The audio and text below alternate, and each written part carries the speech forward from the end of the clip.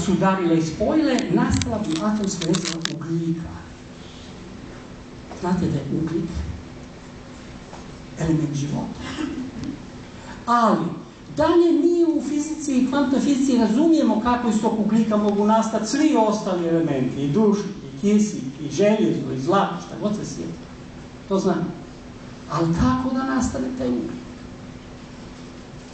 I onda su probali eksperimentom. Zaista vidjeli da to ide. Ali su sada trebali to fizikalno objasniti.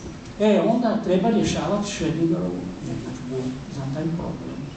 I kad su riješili Schrödingerovu jednadžbu, dobili su da to ne ide. Osim u jednom jedinom slučaju. Ako baš na jednoj određenoj, to dosta visokoj energiji u atomskoj jezgri ugljika, koja može biti u stanjima različite energije, najniže, pa nešto više, pa više, da je vrlo visoka energija na točno određenoj energiji.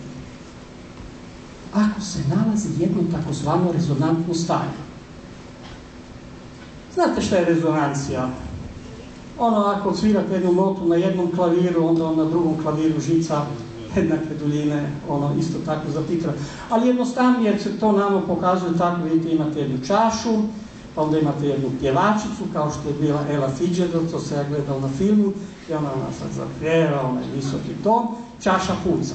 Pretpostavljam da ste to vidjeli. Zašto čaša puca? Jer zvuk, to je titranje zraka, a i ova čaša ima svoju frekvenciju titranja. Ako se te dvije frekvencije podudaraju, čaša puca. To je rezonancija. Ali ako se baš na određenoj energiji nalazi u atomskoj jezgri ugljika to rezonantno stanje,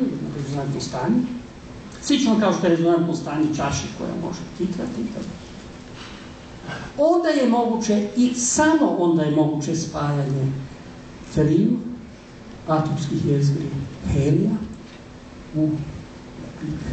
Samo onda je moguće da mi postoji.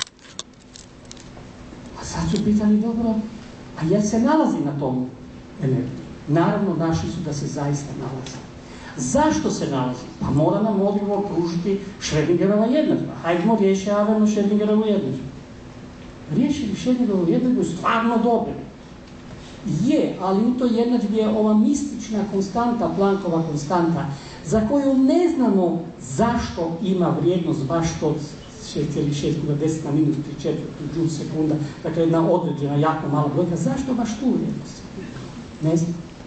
No onda su riješili jednadžbu za malo veću vrijednost te Planckove konstante, dobili su rezonantno stanje na krivoj energiji, dakle nije moguće spajanje triju helija u ugljik, nas nema.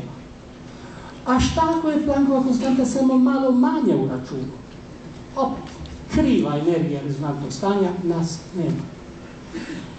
Onaj koji je stvorio prirodne zakone u trenutku nula, dao je takvu vrijednost Planckovoj konstanti, da je moguće da se tri jezgre helija spoje u vodu, ta ključna klopka današnjeg svemira, da se prijeđe, raziđe, da nastane ugljik, dušik, kisik i da nas ima.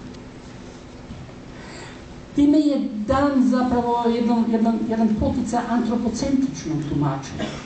Kao da je tvorac prirodnih zakona stvorio takove prirodne zakone, da posljednog čovjeka bude moguće. To je za svemir ne bude mrtvi plin vodika i helija, nego da bude bogato kemijskog sastava, sa dovoljno kemijskih elemenata, da se pojavi čovjek. To je bila velika preokupacija mnogih vrhunskih znanstvenika 20. stoljeća. Ali zašto Planckova konstanta ima baš tu vrijednost? Naravno, čovjek, znanstvenik, nema odgovor na to pitanje i nikad neće imati odgovor na to pitanje. Kad bih htio to znati, morao bi sjesti u vremeplov u tih 14 milijardi godina unazad, na jako rani svemir, no kad bi stvarno otišao, tamo temperatura bila milijardi stupnjeva, dakle, rastrebao bi se i oni njegovi kemijski elementi i njegovi uređaji za mjerenje, sve bi se raspalo. Prema tome nema načina da ikad saznamo. I to je što su mnogi znanstvenici tvrdili, evo kako je Bog bio svemoćan, da je on znao koju vrijednost treba dati Planckhovoj konstanti da se može razviti svemir bogatog kemijskog sastava u kojem će život biti moguć.